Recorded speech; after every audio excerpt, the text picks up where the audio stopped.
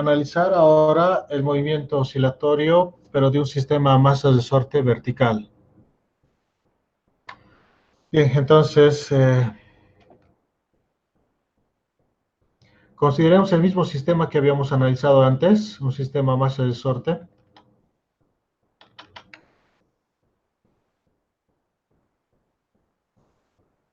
Un sistema a masas de sorte, el mismo resorte y la misma masita, pero ahora en un estado vertical, ¿no? Entonces, debido a la verticalidad del sistema, el peso del bloquecito ya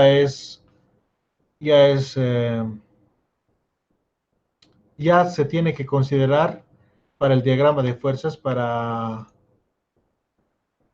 deducir la ecuación diferencial. Entonces, la pregunta sería, este sistema, el mismo resorte y el mismo bloque con la misma masa, la hemos posicionado de forma vertical, ¿no? El anterior caso que lo habíamos analizado de forma horizontal. Entonces, debido al peso, ya va a tener una deformación el sistema, una deformación inicial, incluso antes de oscilar. Entonces, ¿será que el tiempo que tarda en ir y volver el bloquecito es lo mismo? ¿El tiempo que tarda en completar una oscilación será el mismo? Porque ya de entrada tiene una deformación inicial el sistema X sub 0. Ya, entonces vamos a ver que sí, el periodo de oscilación no importa de la amplitud de la oscilación, como hemos visto antes, y tampoco importa si el resorte tiene deformaciones iniciales, X sub 0. El tiempo que va a tardar en ir y volver es el mismo. No importa la amplitud y no importa las deformaciones iniciales del resorte, ¿no? Disculpe, su micrófono creo que está apagado. Uy, perdón. Sí, estoy grabando la clase en el con el primer grupo de la primera reunión. Acá estoy grabando la clase y esa la voy a publicar, sí. En estos otros no estoy grabando, ¿no? Creo que solo sería suficiente esto. Bien. Mi micrófono está activado, jóvenes. ¿Me escuchan, no? Sí, que fue el ruido de mi computadora. Ok, gracias, jóvenes. Muy bien. Bien, entonces continuemos. Bien, entonces, primero vamos a realizar la sumatoria de fuerzas para determinar la ecuación cuando el sistema está en equilibrio, es decir, cuando está en equilibrio con la deformación del resorte y el peso del bloquecito, ¿no? Es decir, no hay movimiento ahí está en su posición de equilibrio, no hay ninguna oscilación. Sumatoria de fuerzas, por lo tanto, cero. Tenemos en el sistema una fuerza elástica, sub cero lo vamos a poner debido a la deformación del resorte. Bueno, no dibujo los vectores acá.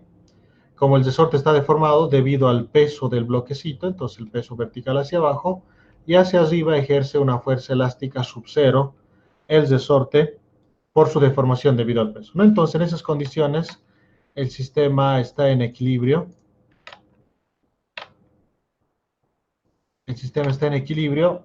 Entonces esa sumatoria de fuerzas igual a cero, ¿no? Fuerza elástica menos el peso igual a cero.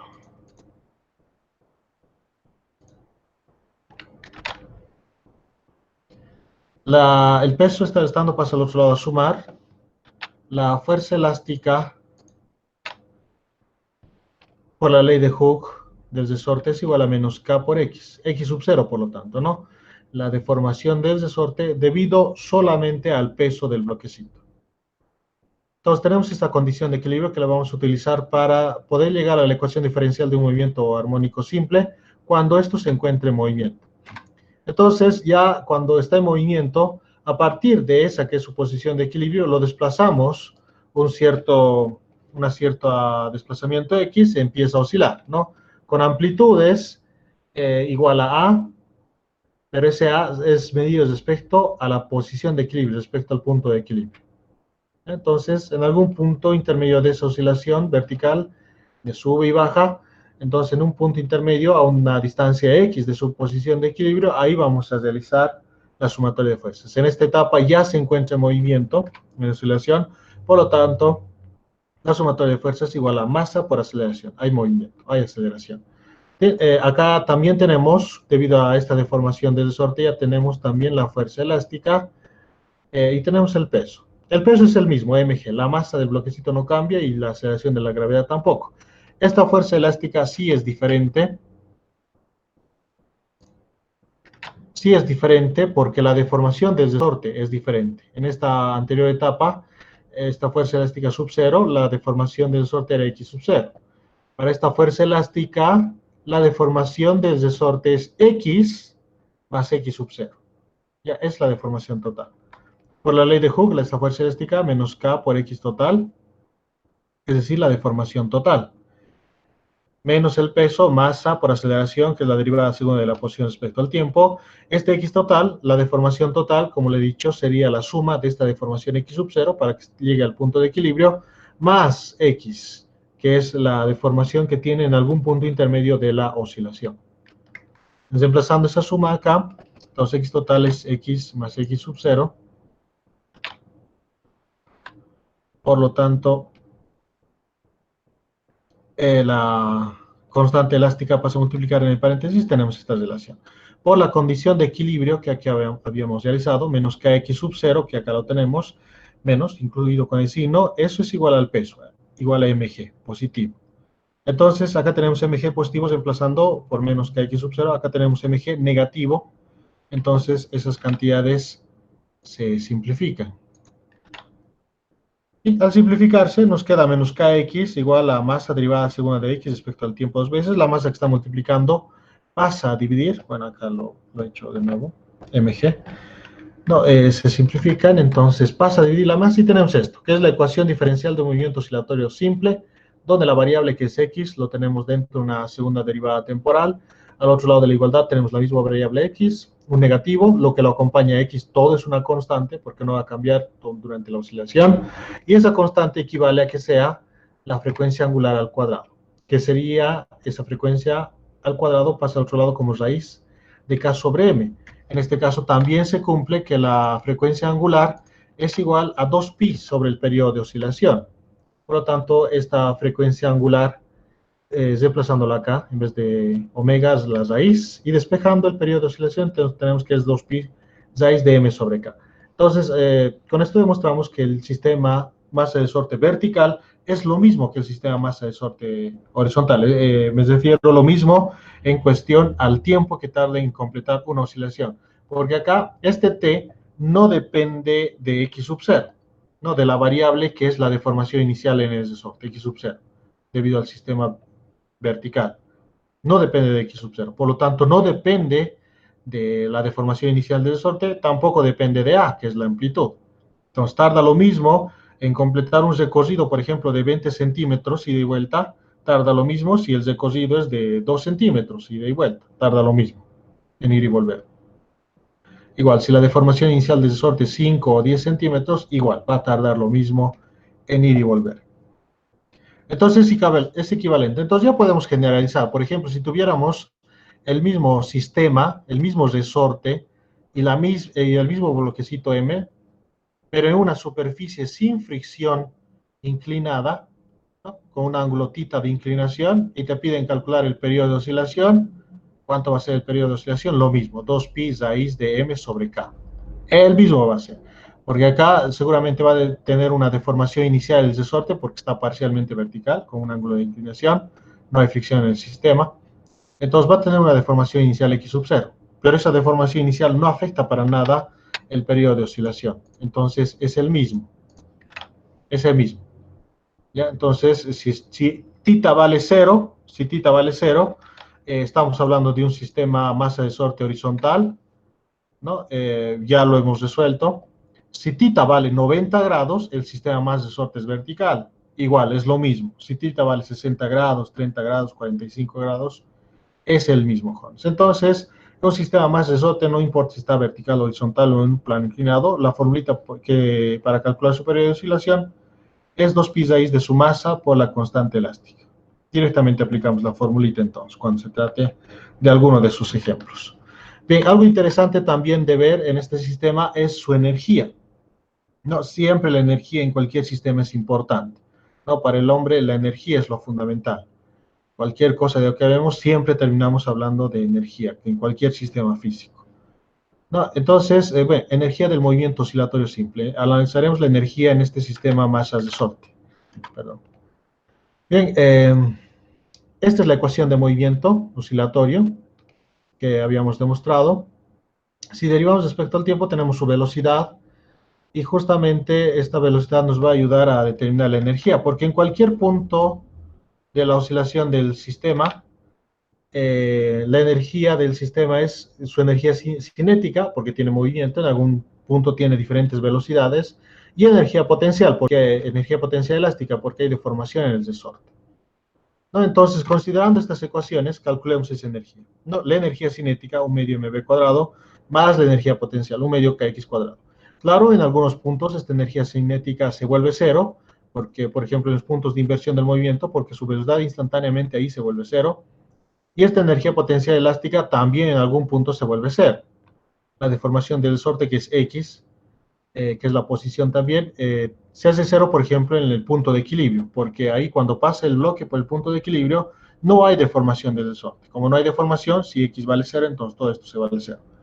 Entonces se va intercalando, pero vamos a ver que la energía total del sistema es la misma, es decir, siempre es la misma, no pierde ni gana energía el sistema. No, claro, se va intercalando las energías entre cinética y potencial. Se va intercalando esa energía, ¿no? En un momento la energía potencial es grande y la energía cinética es cero, y en otro momento, al revés, la energía cinética es grande y la energía potencial es cero. Se va intercalando. No, pero la suma de ambos siempre es el mismo. Entonces, reemplacemos. En x, esta ecuación de movimiento, como está elevado al cuadrado, por eso a cuadrado coseno cuadrado, y en la velocidad la derivada de x respecto al tiempo, ¿no? Como está elevado al cuadrado, por eso a cuadrado w cuadrado seno cuadrado. ¿No? Entonces, un medio lo hemos factorizado,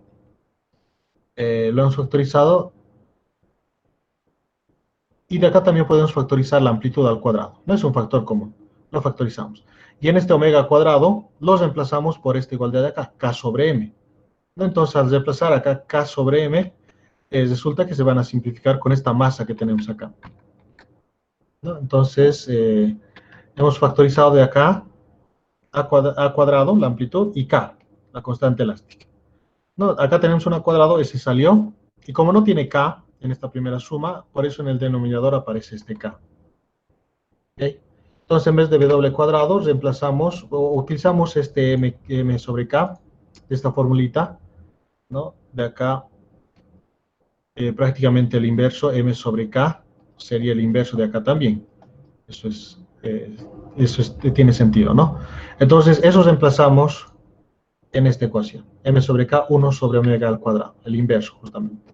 ¿No? Como está en el denominador omega al cuadrado, con este que está en el numerador se simplifica, y lo único que va a quedar es el seno. Seno cuadrado más coseno cuadrado. Eso es identidad trigonométrica, todo eso es 1. ¿No? Entonces, por lo tanto, lo único que va a quedar es esta parte, 1 medio K a cuadrado. ¿No? Y esa es la energía del movimiento oscilatorio simple. ¿No? Todo es una constante, ¿no? Como pues, si no hay fricción en el sistema, la constante elástica del resorte no va a cambiar durante toda la oscilación, y la amplitud del sistema tampoco va a cambiar, porque como no hay fricción, no hay nada que lo detenga, siempre va a oscilar con la misma amplitud. Entonces esta energía siempre es este mismo valor, siempre es este valor, ¿no? Es decir, que la suma de la potencial más la cinética siempre da este valor. Entonces, antes de ingresar a esta parte, más o menos para explicarle, esta gráfica me he olvidado incluir, es importante. La energía en función de la posición es de esta forma, donde estés, aquí es el origen, ¿no?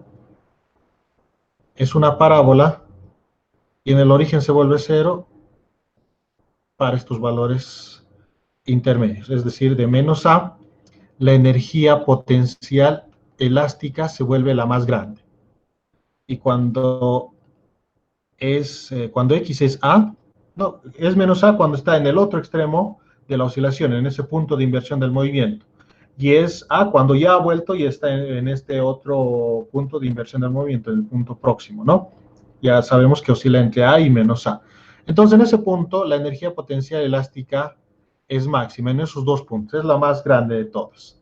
¿Por qué? Porque la deformación es la más grande de todas, ya sea menos A cuando está en compresiones de sorte y tiene su máxima compresión, por lo tanto, máxima energía potencial elástica, y también en A positivo. En A positivo es el máximo estiramiento del resorte y, por lo tanto, mayor deformación por estiramiento y, por lo tanto, mayor energía potencial elástica también. ¿No? Ya sea que X sea positivo o negativo, ese mismo valor siempre la energía potencial elástica es positivo porque la formulita es un medio kx al cuadrado. Si x es positivo o negativo, como está elevado al cuadrado, si sale más, más por más da más, si sale menos, menos por menos da más. Sigue siendo positivo, ¿no? No es que tengamos una energía potencial elástica negativa en la compresión, ¿no? Cuando x va a ser negativo, ¿no? En este caso, como está elevado al cuadrado, x siempre termina siendo la energía positiva. Entonces, ¿dónde se vuelve cero? Cuando x es cero. Cuando x es cero pasa por el origen de coordenadas, por la posición de equilibrio, ahí mismo está nuestro origen de coordenadas. Cuando pasa el bloque por ahí, la energía potencial elástica se vuelve cero, porque x es cero, entonces todo se vuelve cero, ¿no? Ahí se vuelve cero. Pero sin embargo, la energía cinética, a medida que hace ese movimiento oscilatorio, va cambiando de esta forma. También es una parábola, pero de esta naturaleza. Ya donde tiene su punto máximo en el origen de coordenadas, porque ya habíamos visto antes que la velocidad máxima sucede cuando el sistema pasa por el punto de equilibrio. Y en el punto de equilibrio está nuestro origen de coordenadas. Ahí ocurre la velocidad máxima. Y se trata de velocidad máxima, la energía cinética, perdón, acá me equivoqué. La energía cinética, por lo tanto, también es máxima si la velocidad es máxima, ¿no? Porque la energía cinética es un medio masa velocidad al cuadrado. Entonces, si esta velocidad es grande, entonces obviamente la energía cinética también, porque la masa siempre va a ser la misma, nunca va a cambiar, ¿no? Porque el bloquecito a medida que va oscilando no gana masa ni pierde masa, no se le salen pedacitos de masa, ni se le añaden pedacitos de masa, nada, siempre es el mismo, ¿no? La energía cinética entonces va a depender de la velocidad. Y la velocidad es grande en el punto de equilibrio, cuando x es cero, la posición de equilibrio. Entonces la energía cinética también es máxima. Por ejemplo, la energía cinética es cero cuando es menos A y más A. ¿Por qué? Porque en esos puntos ocurre la inversión de movimiento y en esos puntos instantáneamente la velocidad es cero para invertir el movimiento. Entonces, si la velocidad es cero, la energía cinética también es cero, ¿no? Pero en esos puntos donde la energía cinética es cero, la energía potencial elástica es más grande. Y cuando la energía potencial elástica es cero, la energía cinética es grande, ¿no? Entonces se van compensando, se van compensando. Uno va reduciendo su magnitud, pero a consecuencia de eso, el otro va ganando cantidad. Cuando el otro pierde cantidad, el otro ya también gana, ¿no? Entonces siempre se compensan de tal forma que la energía total del sistema siempre es la misma. Entonces, la energía total del sistema siempre se mantiene, no pierde, a menos que haya, por supuesto, fricción en el sistema, ¿no? Perdón, una línea totalmente horizontal es la energía mecánica total, ¿no? La energía del movimiento oscilatorio. Poco para complementar. Bien, cuando trabajemos en sistema masas de resorte, existe la posibilidad de que en un sistema de masa de resorte tengamos más de un resorte. Ya, más de un resorte. Si tenemos más de un bloque, no hay mucho problema porque la masa, al ser un escalar, si tenemos dos bloques, la masa total del sistema va a ser la suma de los dos bloques. Bueno, hay configuraciones especiales también que le vamos a ir viendo cómo trabajar para configuraciones especiales en las cuales tengamos masas entre resortes. Bien, pero si tenemos en un sistema más de un resorte, entonces, ¿cómo resolvemos estos sistemas? Vamos a resolverlos simplificando. De alguna manera, vamos a poder configurar los resortes para que se vean en estos dos tipos de configuraciones, en la mayoría de los casos, en paralelo o en serie. En paralelo es cuando los resortes están uno paralelo al otro, ¿no? De esta forma, por ejemplo. ¿No? Tenemos estos tres resortes en paralelo. Paralelo no significa que estén horizontal, sino uno paralelo al otro. También puede ser un sistema masa de resorte paralelo de esta forma, ¿no? Uno allí y el otro acá, vertical. Bien, de esta forma también paralelo, ¿no? Vertical. O en esta que lo hemos dibujado, horizontal. Entonces, uno al lado del otro, paralelo. Entonces, ¿cómo se simplifica? Sucede que esta configuración de resortes en paralelo, si son tres o más, podemos representarlo como si fuera un solo resorte con una constante equivalente. Entonces, ¿cómo funciona eso? Si aplicamos una fuerza deformadora a la varilla y lo desplazamos esta distancia, Entonces, este resorte equivalente que tenemos acá tiene que trabajar de la misma forma que estos tres resortes. Igualito.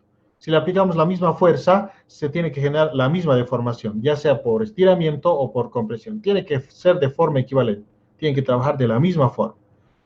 Entonces, ¿cuál entonces sería la constante elástica de este resorte que trabaja de forma equivalente a estos tres? Entonces, con este criterio lo deducimos, ¿no? Si se le aplica la misma fuerza deformadora, se tiene que producir la misma deformación. Entonces, notemos que la deformación en todos los casos es la misma, ¿no? El estiramiento que va a sufrir este resorte equivalente va a ser el mismo estiramiento que sufren estos resortes rojo, verde y celeste. Esa es la misma deformación. No, pero en cambio las fuerzas elásticas sí son diferentes, porque sus constantes elásticas, lo más probable que estos tres resortes también sean diferentes, ¿no? Pero podemos relacionarlos con la fuerza externa deformadora, ¿no? Entonces, las constantes elásticas diferentes de los tres resortes, debido a esta deformación, fuerzas elásticas, por lo tanto, diferentes. Por sumatoria de fuerzas, podemos ver que esta fuerza deformadora es igual a la suma de esta fuerza 1, 2 y 3, ¿no? Como hemos dicho, acá las deformaciones de todos los resortes son las mismas. Si hacemos sumatoria de fuerzas, eso se puede ver, ¿no? Sumatoria de fuerzas, F en dirección opuesta, menos Fe1, menos fuerza elástica 2, menos fuerza elástica 3. Esa sumatoria de fuerzas es igual a 0, porque en este punto está en equilibrio el sistema. Es decir, lo hemos deformado, lo hemos estirado X, y ahí se queda la varilla, ¿no? Equilibrando esta fuerza F con estas fuerzas elásticas. Entonces, por la sumatoria de fuerzas es lo que tenemos. F menos fuerza elástica 1, menos fuerza elástica 2, menos fuerza elástica 3. Estas negativas pasan al otro lado a sumar, y sucede que la fuerza F externa es igual a la suma de las fuerzas elásticas. Entonces, lo mismo aplicamos para la varilla con el resorte equivalente, esta de acá. Sumatoria de fuerzas. Fuerza F a la derecha menos esta fuerza elástica igual a 0, ¿no? También está en equilibrio esta varilla. Esta fuerza elástica es la fuerza debido a este resorte equivalente. Entonces, en este caso tenemos lo mismo, ¿no? Entonces, la fuerza externa F es igual a la fuerza elástica del resorte equivalente. Entonces, combinando estas dos ecuaciones, estas fuerzas externas son iguales porque nos dice que para que puedas reemplazar esos tres resortes por este único resorte, tienen que trabajar de forma equivalente, tiene que ser lo mismo. Entonces, combinando, la fuerza elástica del resorte equivalente es igual a la suma de las fuerzas elásticas de los tres resortes, utilizando la ley de Hooke. La fuerza elástica del resorte equivalente menos su constante elástica del resorte equivalente por la deformación, y lo mismo para cada uno de los resortes. Por supuesto, en el caso del resorte 1, constante elástica 1 por su deformación 1, y lo mismo para el 2 y el 3. No, donde hemos visto que las deformaciones son iguales. ¿No? Las deformaciones son iguales. La deformación que sufre el resorte equivalente es la misma deformación del resorte 1, 2 y 3. Entonces, al ser iguales, se simplifican, todo por menos 1, y la constante equivalente es la suma de las constantes de todos los resortes que están en paralelo, ¿no? Como tenemos tres resortes en paralelo, la suma de los tres. Si tuviéramos 4 o 5 resortes en paralelo, más la suma de las constantes elásticas de todos los resortes, ¿no? Entonces, en resumen, esta es la constante equivalente del resorte que va a reemplazar a esa configuración de resortes en paralelo. Entonces, es mejor trabajar con uno que con tres, ¿no? Donde esa constante de ese resorte, la constante elástica, va a ser la suma de las constantes elásticas de todos los resortes en paralelo. Bien, el mismo análisis haremos ahora para en serie. En serie es uno a continuación de otro. ¿No? Tenemos esta configuración de estos tres resortes, uno a continuación de otro. Ya también tendríamos de forma equivalente si tuviéramos de forma vertical. Si tenemos un resorte, a continuación otro resorte, y a continuación abajo otro resorte. ¿No? Eso también es una configuración en serie de forma vertical, y acá en serie de forma horizontal. Es lo mismo. ¿Ya? Entonces trabajaremos en esta horizontal. Las constantes elásticas 1, 2 y 3, le aplicamos una fuerza F y conseguimos que esta varillita pequeña acá se desplace esta cantidad de X, ¿no? Se deforme X. En este caso, podríamos decir que, bueno, decimos que las deformaciones ya no son iguales. Lo que sí es igual es la fuerza, porque esta fuerza se transmite con la misma magnitud a través de todos los resortes, y ya acá, si nosotros estaríamos sujetando esta plaquita en este extremo, por supuesto, experimentaríamos la misma fuerza que se desplaza hacia la derecha. Experimentaríamos esa fuerza, ¿no? Se transmitiría hasta acá, con la misma magnitud, ¿no? Porque si no sujetamos y se le aplica esta fuerza, entonces con seguridad esta plaquita también se va a la derecha. Es una prueba de que toda esta fuerza se va a transmitir de la misma forma por todos los resortes, como están en serie en este caso. Pero las deformaciones van a ser diferentes. El resorte más rígido, más duro, casi no se va a deformar, y el resorte que es más suavito, más fácilmente deformable, seguramente se va a deformar más, se va a estirar más. Las deformaciones no son las mismas en los resortes. De hecho, esta deformación X que tenemos acá es la suma de cada una de las deformaciones en los resortes. Bien, la idea es la misma, reemplazar estos tres resortes por un solo resorte con una constante K equivalente que trabaje de la misma forma. Le aplico la misma fuerza externa deformadora F y debería conseguir la misma deformación en este extremo, ¿no? Entonces tiene que trabajar de esa forma. Entonces, ¿cuál debería ser esta constante equivalente para que trabaje de la misma forma que esos tres resortes? Entonces, eso lo vamos a ver. Entonces, ya lo hemos dicho, las fuerzas son las mismas, ¿no? La fuerza externa va a ser igual a la fuerza elástica del resorte verde. Fuerza elástica 3. Esa fuerza se propaga por todo el resorte, esa fuerza elástica 3. Y en este punto, hacemos otra vez diagrama de fuerzas, luego que esté en el equilibrio, entonces la fuerza elástica 3 tiene que ser igual a la fuerza elástica 2. Por el resorte 2 se propaga toda esa fuerza elástica 2 hasta este punto, acá hacemos otra vez diagrama de fuerzas, y la fuerza elástica 2 tiene que ser igual a la fuerza elástica 1 del resorte celeste, ¿no? Entonces podemos ver acá que todas esas fuerzas elásticas son iguales, ¿no? Incluida esta fuerza elástica del resorte equivalente, también en este caso es igual, ¿no? Por diagrama de fuerzas. Entonces todas las fuerzas son iguales, lo que sí es diferente son las deformaciones. Como les había dicho, las deformaciones son la suma de cada una de las deformaciones del resorte 1, 2 y 3, donde este X también sería la deformación del resorte equivalente, ¿ya? Es la misma deformación del resorte equivalente, y en el diagrama anterior, en este de acá en serie, este X representa la suma de las deformaciones en cada uno de los resortes. Entonces, en esta ecuación, utilizando la ley de Hooke, sucede que X, la deformación, es la fuerza elástica sobre K, negativo.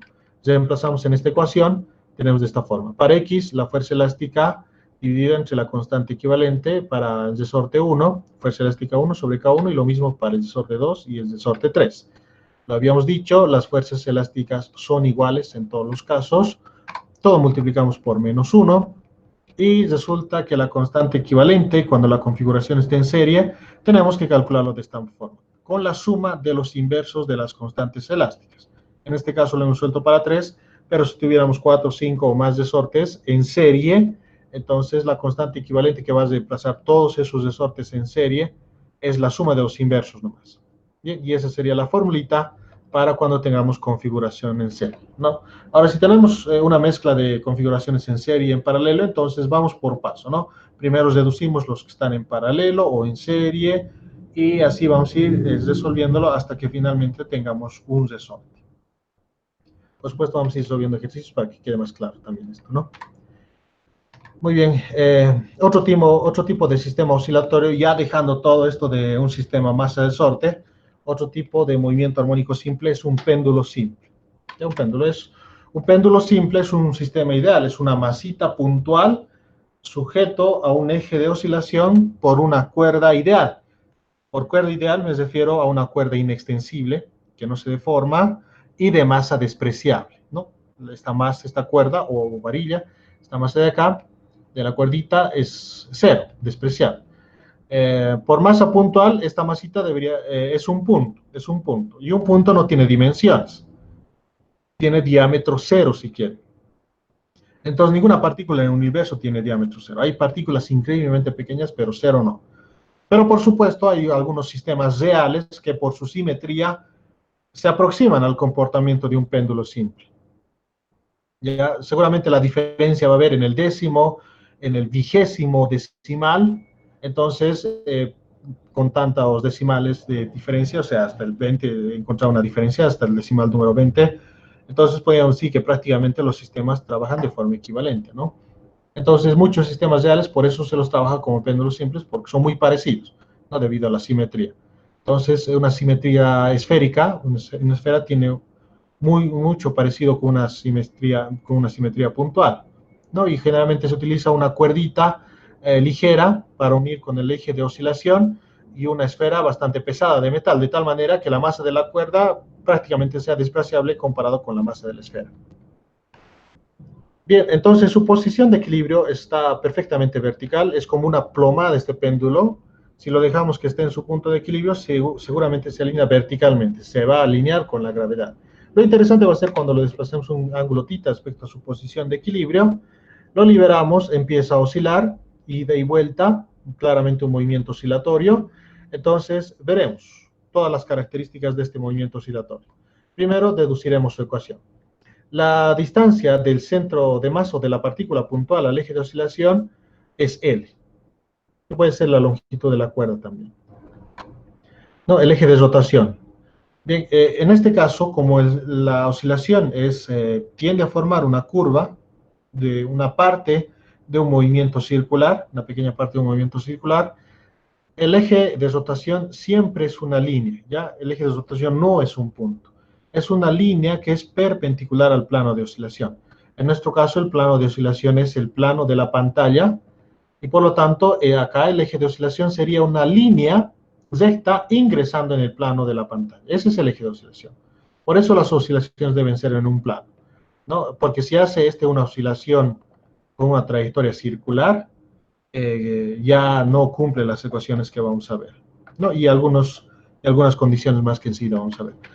Muy bien, para definir todas sus características, su ecuación de movimiento, etcétera, haremos primero diagrama de fuerzas, ¿no? Tenemos el peso de esa esferita, no vamos a considerar el peso de la cuerda porque se trata de un péndulo simple, y un péndulo simple tiene una cuerda ideal de masa despreciable, masa cero. Entonces tenemos el peso de la esferita, tenemos la tensión que se aplica sobre la cuerda, y ese peso está encargado de generar un torque.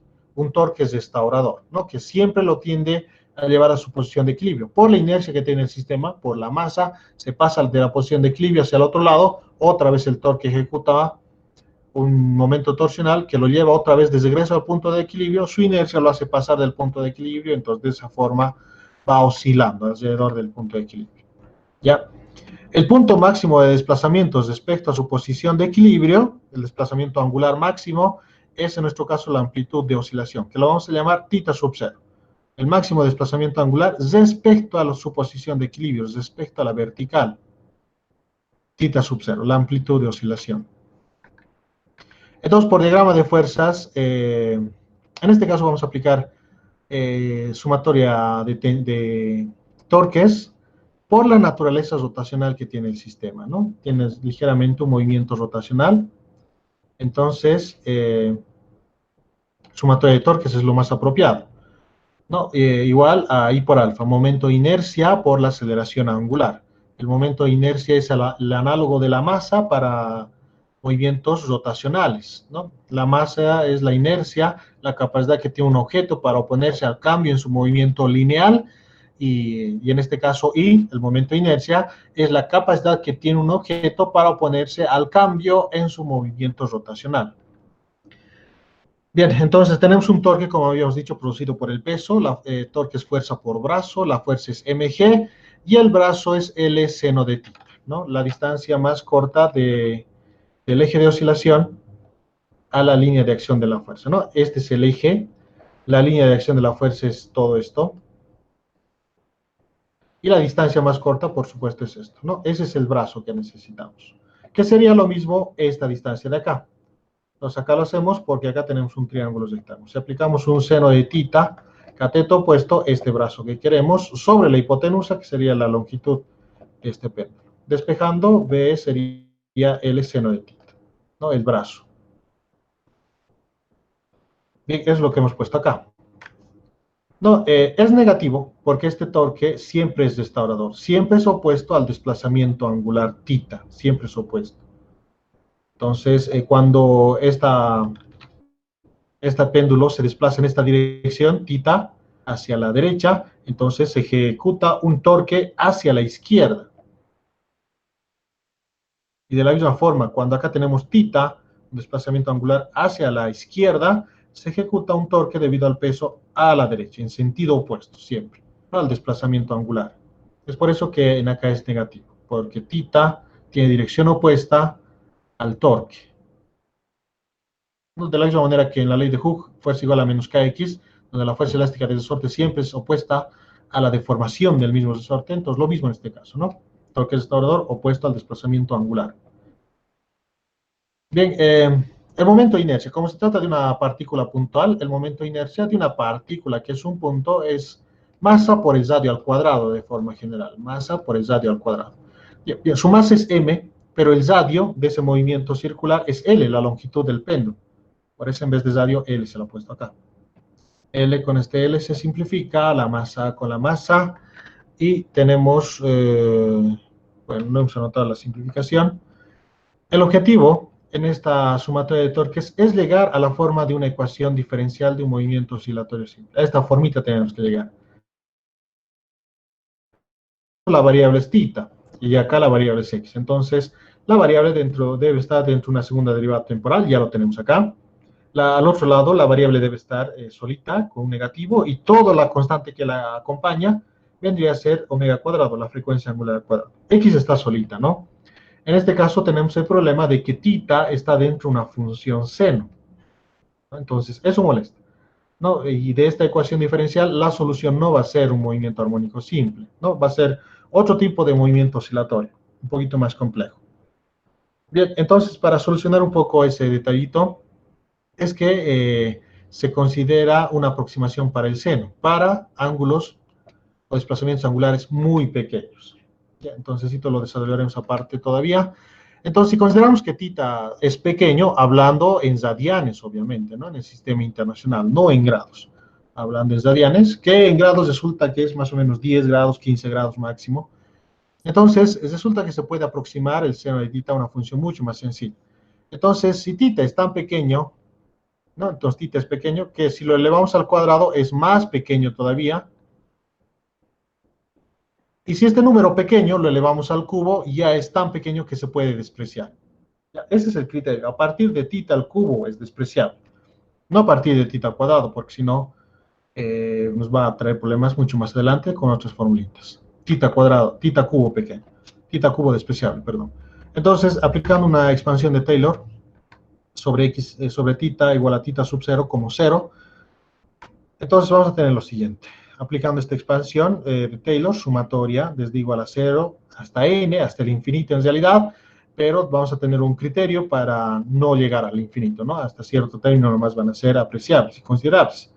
Porque si se dan cuenta, este i va a ir aumentando su potencia y como θ es pequeño, acá θ elevado a la i, entonces i cada vez va a ser más grande, i a la 1, i al cuadrado, al cubo, a la cuarta, a la quinta, a la sexta, pero a partir del cubo es despreciable. Entonces, ese es el criterio para frenar esta expansión de Taylor, ¿no? Donde necesitamos varias derivadas. A medida que i va aumentando, vamos a necesitar las derivadas, primera, segunda, tercera, y 1 sobre i factorial. Entonces, resolviendo esto, en un caso particular donde θ sub 0 es 0, ¿no? McLaurin.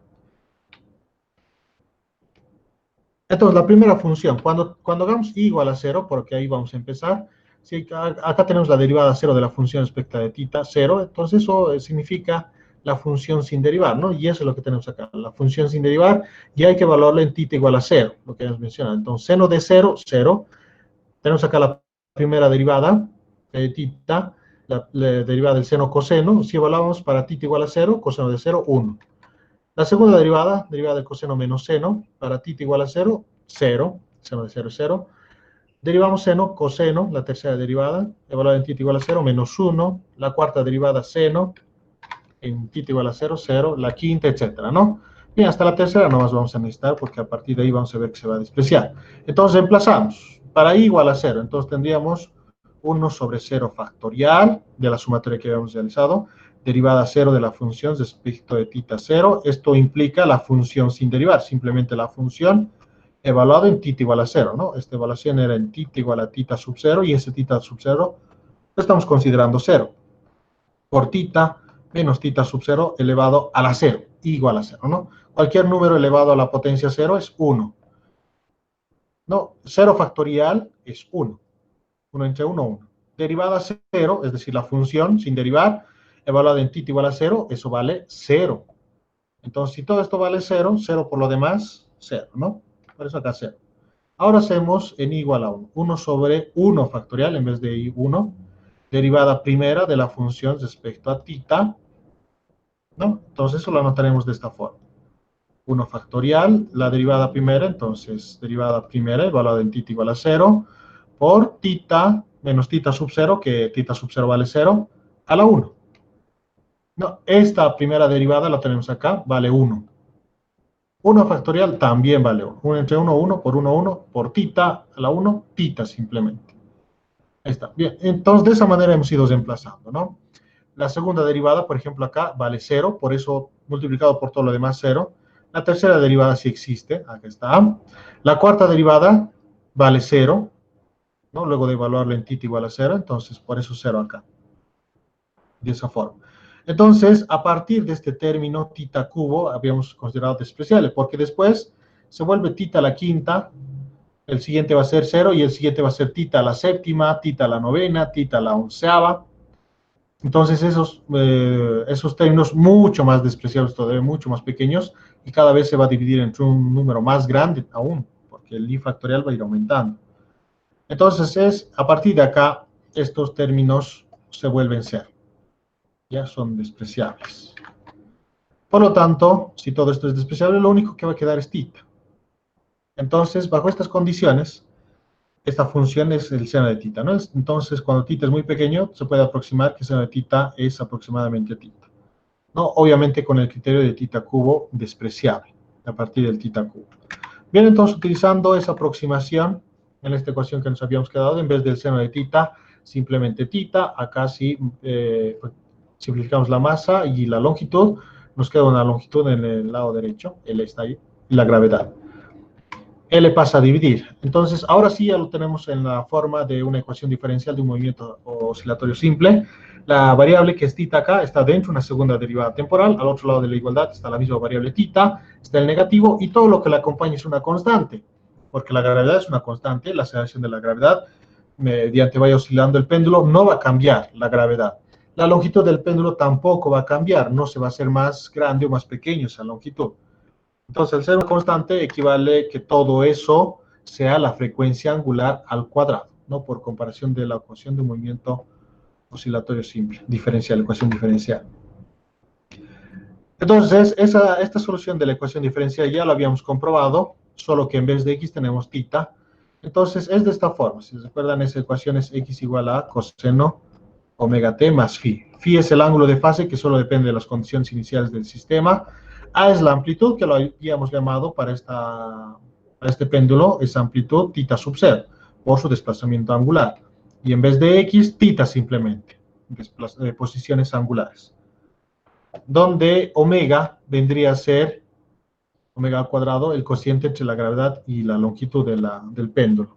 En este caso también se cumple que la frecuencia angular es 2pi sobre el periodo de oscilación, ¿no? Entonces el periodo de oscilación, combinando ambas ecuaciones, este cuadrado pasó como raíz, y combinando ambas ecuaciones, tenemos que el periodo de oscilación es 2pi raíz de L sobre la gravedad. Entonces, el tiempo en que va a tardar este péndulo simple en ir y volver, solo va a depender de la aceleración de la gravedad y de la longitud del péndulo, no, de nada más. No va a depender de la amplitud, ¿no? Es decir, si le das una amplitud inicial de 15 grados, va a tardar lo mismo que si le das una amplitud de 5 grados. Va a tardar lo mismo en ir y volver, ¿no? Experimentalmente, por supuesto, también se comprueba, aunque contradice un poco nuestra percepción natural del mundo, ¿no? Uno pensaría, como recorre mayor distancia, si le doy mayor amplitud, debería tardar más en ir y volver, pero no, sucede que tarda lo mismo. Es que se mueve más rápido si le das más amplitudes, y si le das menos amplitud, es más lento en su movimiento. Lo mismo, energía del péndulo simple. En este caso también tenemos cinética y potencial, solo que la diferencia, especialmente en la potencial, es que es potencial gravitacional, porque a medida que va oscilando, ligeramente el péndulo sufre elevaciones, ¿no? Cuando se desplaza angularmente, se eleva ligeramente respecto a su posición de equilibrio, entonces gana energía potencial gravitacional. ¿no? Y esa energía potencial gravitacional, a medida que desciende, se transforma en energía cinética de movimiento translacional. Muy bien, entonces tenemos la longitud del péndulo. Entonces, en ese punto intermedio calcularemos su energía cinética. Entonces, la longitud del péndulo también es L acá. Entonces, esta es la altura que gana al desplazarse este ángulo θ. Y esa altura lo podemos relacionar con este triángulo rectángulo que tenemos acá, ¿no?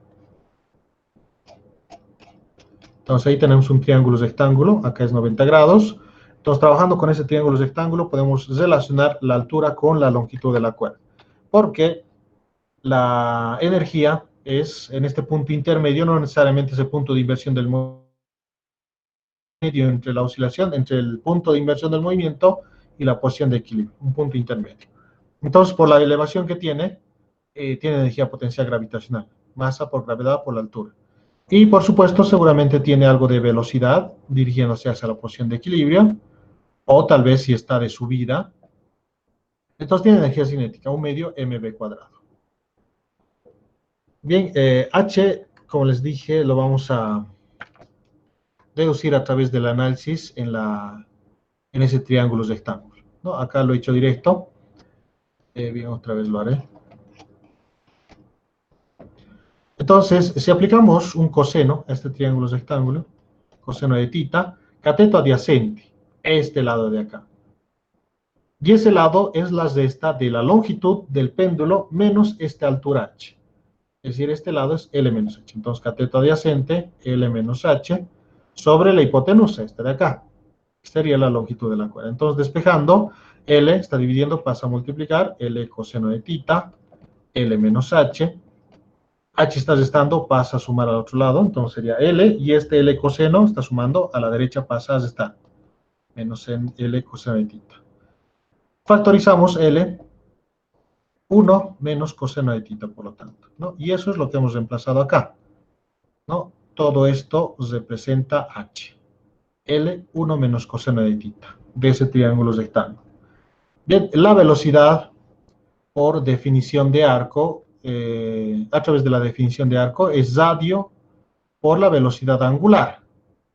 Bien, pero acá no le he puesto velocidad angular así, omega, porque omega ya lo estamos utilizando para la frecuencia angular. Entonces, para no confundirnos, la velocidad angular lo he puesto como derivada de la posición angular respecto al tiempo, ¿no? La velocidad angular es, como la velocidad es derivada de la posición respecto al tiempo, la velocidad angular también es derivada de la posición angular respecto al tiempo. Entonces, de esa forma lo hemos anotado acá. Radio por velocidad angular, ¿no? Derivada de θ respecto a t.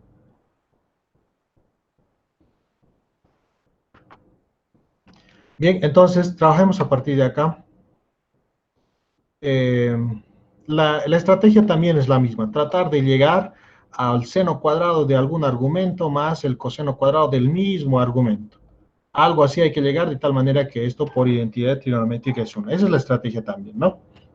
Bien, tenemos que la ecuación de un movimiento oscilatorio simple para este péndulo, la solución de la ecuación es de la forma, no sé si lo anotamos más adelante, pero es de esta forma, ¿no? Como lo habíamos visto más adelante. ¿No? Θ igual a θ sub 0 coseno de omega t más phi. Entonces, acá es donde vamos a reemplazar ese θ, ¿no? Vamos a derivar respecto al tiempo y aquí vamos a reemplazarlo, pero acá va a ser un problema, porque si reemplazamos este θ acá, vamos a tener un coseno dentro de otro coseno, porque acá tenemos coseno de θ y en vez de θ reemplazamos θ sub 0, otra vez coseno. Entonces, un coseno dentro de otro coseno, ¿no? Entonces, se va a hacer mucho más complicado acá el análisis. Entonces, vamos a utilizar otra vez la aproximación que habíamos aplicado para el coseno. De la misma forma vamos a hacer, pero esta vez vamos a trabajar para el coseno. Y acá es el triángulo rectángulo que habíamos resuelto. Entonces lo mismo he anotado acá. Bien, entonces, esta es la ecuación que vamos a reemplazarlo, pero antes hay que aproximar para el coseno.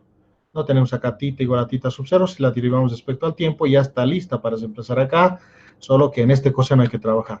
Entonces, igual aplicamos una expansión de Taylor, estas son las consideraciones que habíamos hecho, a partir de θ al cubo igual a 0.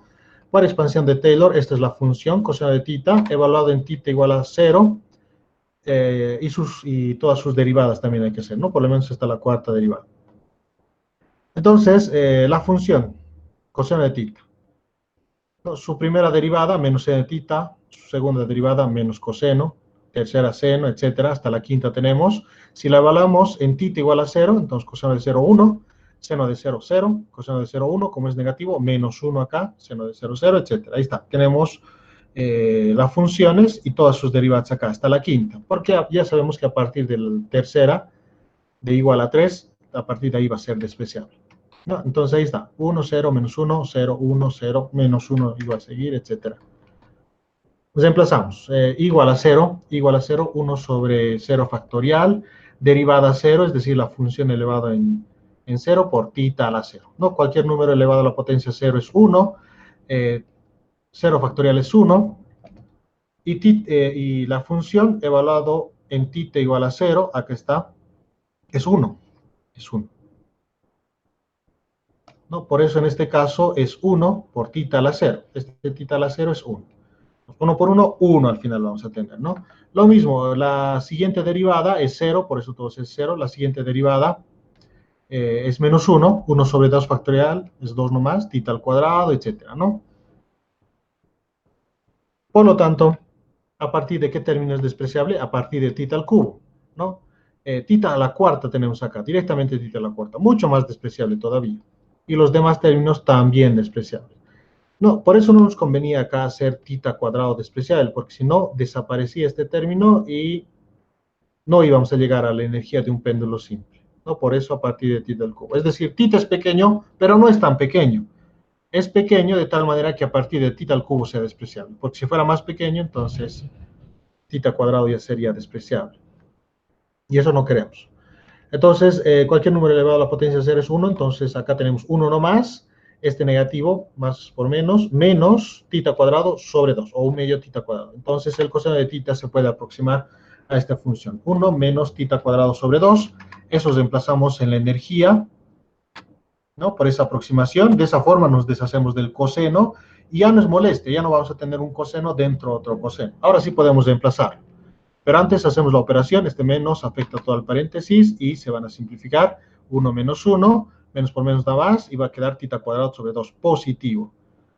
Y aquí reemplazamos. Primero hacemos las factorizaciones, mgl sobre 2, lo factorizamos. Y como acá no tiene g, por eso queda un g en el denominador. ¿No? Y un L se queda, porque solo un L estamos factorizando. Ahora sí reemplazaremos la ecuacióncita que teníamos, tita igual a tita sub 0, coseno de omega t más phi. ¿No? Acá elevándose al cuadrado, acá derivamos respecto al tiempo y lo elevamos al cuadrado acá. Reemplazamos. Entonces tendríamos todo esto. Luego de hacer eso, factorizamos tita sub 0 al cuadrado y utilizamos esta relación que tiene g sobre L con la frecuencia angular, que eso lo habíamos visto aquí, ¿no? Llegamos a la ecuación diferencial de un movimiento oscilatorio simple, y g sobre L era omega cuadrado, ¿no? Entonces ahí está. Esa relación también vamos a estudiar, vamos a utilizarla acá. No sé acá. Entonces factorizamos tita sub 0 al cuadrado, acá nos quedaría L sobre G, W cuadrado, perdón, omega cuadrado, es de este omega cuadrado, está ingresando esto, G sobre L. Entonces G con G se simplifica, L con L, tita sub 0 al cuadrado, lo hemos factorizado, se encuentra acá, y acá nos queda coseno cuadrado más seno cuadrado nomás. Todo eso es 1. Y lo único que queda es mgl tita sub 0 al cuadrado sobre 2. Igual, una vez vamos que la energía solo depende de la amplitud de oscilación del sistema. Lo mismo que la energía de un sistema masa de sorte, un medio K a cuadrado, dependía de la amplitud. No, esta sí depende de la amplitud. No, la energía sí depende de la amplitud, a diferencia del periodo de oscilación. El periodo de oscilación no depende de la amplitud, ya sea en el péndulo simple o en el péndulo o en el sistema masa de sorte.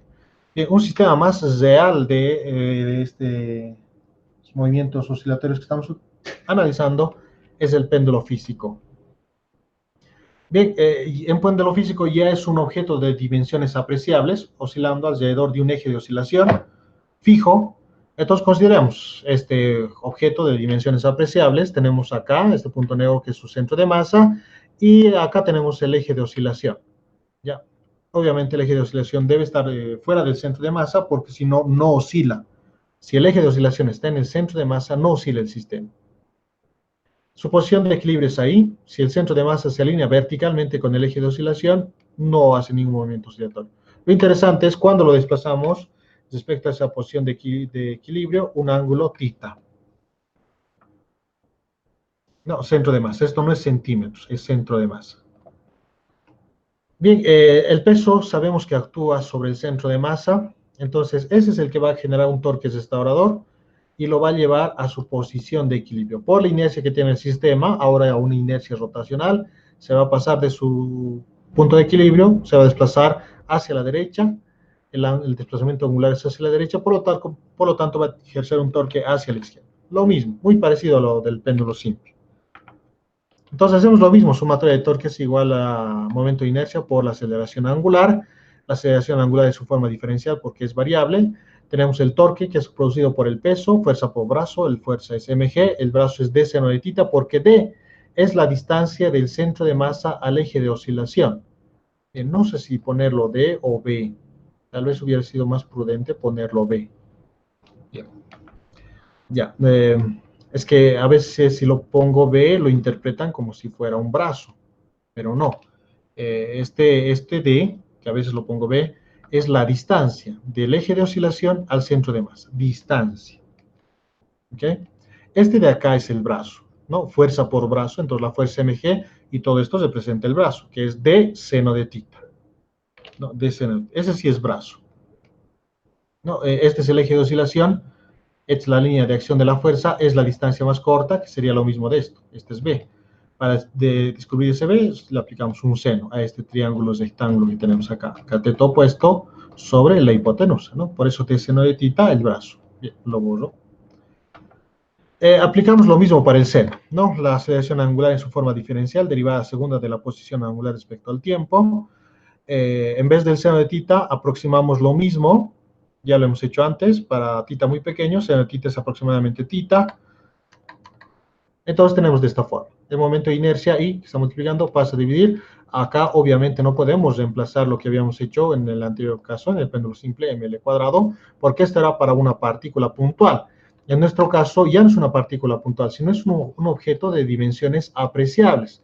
Y su momento de inercia de este objeto cambia, dependiendo también de dónde se encuentre el eje de oscilación. Es un poquito diferente a la masa, ¿no? La masa de un objeto es la misma, no importa su forma. En cambio, el momento de inercia de un objeto va a cambiar dependiendo su forma y dependiendo dónde está el eje de oscilación de un mismo objeto, ¿no? Entonces, tenemos esto. Por eso, I nomás lo vamos a manejar, porque es diferente para cada objeto dependiendo su forma y dependiendo de dónde se encuentre el eje. Entonces, con estas aproximaciones llegamos a la ecuación diferencial de un movimiento oscilatorio simple. Tenemos la variable dentro de una derivada temporal, al otro lado la variable θ, el negativo, y todo esto es una constante. Ese momento de inercia no va a cambiar porque el eje de oscilación no va a cambiar durante toda la oscilación. La masa del objeto no va a cambiar, no va a ganar ni perder masa, lo mismo que la gravedad y lo mismo que D. Y todo eso equivale a que sea la frecuencia angular al cuadrado. La solución de esta ecuación diferencial es esta, que sería la ecuación de este movimiento oscilatorio simple, donde θ sub 0 va a representar la amplitud. Entonces, esta frecuencia angular, el cuadrado pasa como raíz mgd sobre i. También tiene la misma relación, la frecuencia angular 2pi sobre el periodo de oscilación. Combinando ambas ecuaciones, tenemos esto. Este es el periodo de oscilación de un péndulo físico. Claramente, también aquí vemos que no depende de la amplitud, no depende de θ sub 0. Bien, si se dan cuenta es muy parecido al trabajo que hemos hecho con la péndulo simple. Si hacemos energías, entonces igual, su centro de masa a medida que va oscilando gana alguna altura respecto a su posición de equilibrio, entonces hay energía potencial gravitacional. Debido a la rotación que hace el sistema, hay energía cinética rotacional en este caso. La energía cinética lineal es un medio de la masa velocidad al cuadrado. En su estado rotacional, en vez de la masa, el momento de inercia, y en vez de la velocidad lineal, la velocidad angular al cuadrado. Pero en vez de la velocidad angular, nosotros, para no confundir con la frecuencia angular, La velocidad angular acá lo estoy poniendo como derivada de la posición angular respecto al tiempo. Ya un medio del momento de inercia por la velocidad angular. Esa es la energía. Entonces, igual, reemplazamos tita sub 0, h es lo mismo, 1 menos d coseno de tita. Hacemos todas esas operaciones muy parecido y vamos a llegar a esta respuesta. ¿Ya? Esta es la energía de oscilación de un péndulo físico, donde es lo mismo que el del péndulo simple, solo que en vez de L está D. La única diferencia, nada más. En vez de L está D. ¿Okay? Bien, otro sistema oscilatorio que tenemos es un péndulo de torsión, donde tenemos un objeto y lo torcemos por esta varilla que está unida, o puede ser una cuerda o un alambre, ¿no? Lo torcemos angularmente. Entonces se tuerce, se deforma este alambrito, y este alambre quiere volver a su forma no deformada, entonces ejerce un torque restaurador sobre el objeto que lo trata de llevar a su posición de equilibrio. Lo hace rotar a su posición de equilibrio por la inercia que tiene el objeto, se pasa de esa posición de equilibrio y empieza a oscilar. Acá también podemos ver que el torque es opuesto siempre al desplazamiento angular. ¿No? El desplazamiento angular siempre se mide respecto a su posición de equilibrio. Este torque es análogo de la ley de Hooke, solo que en su estado rotacional. La ley de Hooke en resortes, fuerza elástica, era menos K por X. El análogo de la fuerza es el torque, ¿no? Menos el análogo de la constante elástica del resorte. En este caso estamos utilizando K sub R, la constante de restitución de este alambre o varilla que tenemos acá. X es el desplazamiento lineal, el análogo en su rotacional, el desplazamiento angular. No, es la ley de Hooke aplicado en su forma rotacional, menos K sub R tita. K sub R es la constante de restitución del alambre, que es constante, ¿no? Como lo mencionamos. Entonces, sumatoria de torques menos KR tita, el único torque restaurador que hay en el sistema, producido por el alambre que está sometido a torsión, igual al momento de inercia por la aceleración angular. La aceleración angular en su forma diferencial, momento de inercia pasa a dividir, y ya está, la ecuación diferencial de un movimiento oscilatorio simple. Acá está de más este, ¿no? Porque pasó a dividir. Bien, en acá, si se dan cuenta, no ha sido necesario hacer la aproximación tita pequeño. No ha habido esa necesidad, porque acá no aparece un seno o un coseno, entonces no hay la necesidad de deshacerse de alguna de esas funciones. Entonces, no hay restricción para el ángulo, como lo hay en péndulo simple y físico. En esos dos sistemas se recomienda siempre que, para que cumpla las ecuaciones que hemos visto, las oscilaciones sean con una amplitud máxima de 15 grados.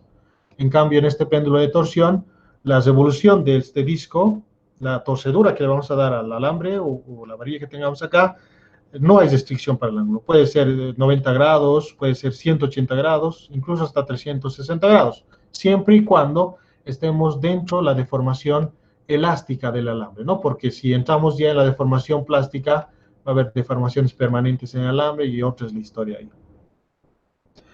Entonces, en este caso, vendría, como esta es una constante, vendría a significar que esta constante es la frecuencia angular al cuadrado. Si se dan cuenta, es muy importante llegar a la ecuación diferencial de un movimiento oscilatorio simple. Y toda la constante que acompaña a la variable es siempre la frecuencia angular al cuadrado. Y a través de esta frecuencia angular al cuadrado vamos a conocer el periodo de oscilación. ¿Ya? Entonces, si bien en algunos sistemas directamente vamos a utilizar Forlita, en algunos otros es necesario llegar a la ecuación diferencial de un movimiento oscilatorio simple. La solución para esta ecuación diferencial es de esta forma: tita igual a tita sub 0 coseno de omega t más phi, donde tita sub 0 es la amplitud, el máximo desplazamiento angular respecto a su posición de equilibrio. No, phi es el ángulo de fase que solo depende de las condiciones iniciales del sistema. Este cuadrado pasa al otro lado como raíz de K sub R sobre I. También la frecuencia angular en 2 pisos del periodo de oscilación. Combinando ambas ecuaciones, tenemos el periodo de oscilación, que igual no depende de la amplitud, no depende de tita sub 0. Y también lo mismo, la energía del péndulo de torsión va a estar compuesta por estas dos: energía potencial elástica, ¿no? Pero para naturaleza rotacional. Lo mismo que teníamos energía potencial elástica para deformaciones en el resorte.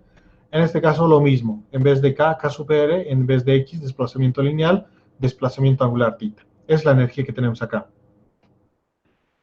Y esta es la energía cinética rotacional, un medio de la masa por la velocidad al cuadrado, en vez de la masa, su análogo rotacional, el momento de inercia, y en vez de la velocidad angular, ¿no? Derivada de la posición angular respecto al tiempo. Bien, hacemos las operaciones matemáticas, hay que trabajar con esta de acá. ¿No? Es reemplazar acá, elevar al cuadrado, es derivar respecto al tiempo, elevar al cuadrado. Hay que tratar de hallar un seno cuadrado más coseno cuadrado, que va a ser 1. Y demuestren, jóvenes, esto que sea tarea para la siguiente clase, demuestren que la energía de este péndulo de torsión es un medio de K sub R por la amplitud al cuadrado, ¿no? Si se dan cuenta, es muy parecida a la energía de un sistema masa de sorte, un medio K a cuadrado, ¿no? En vez de la amplitud A, acá la amplitud angular, tita sub 0. Y en vez de la constante elástica de resorte, la constante de restitución de la lambda vertical o varilla. Bien, entonces necesito para la siguiente clase, jóvenes, para el jueves, demostrar esto. Enseguida lo publico en el Classroom. Muy bien, entonces eso sería por hoy, jóvenes. Hacemos un poquito más el jueves de movimiento oscilatorio y luego resolvemos ejercicios. ¿Hay alguna pregunta o alguna observación, tal vez? Nada, ¿no? Inge, disculpe, Sí. Dime. me he inscrito recién y quería saber si las tareas, ¿dónde los vamos a mandar al Classroom? O no, Sí, no en me el da el Classroom código. habilito. Ah, sí, te has escrito recién, ¿no? Sí, todavía estoy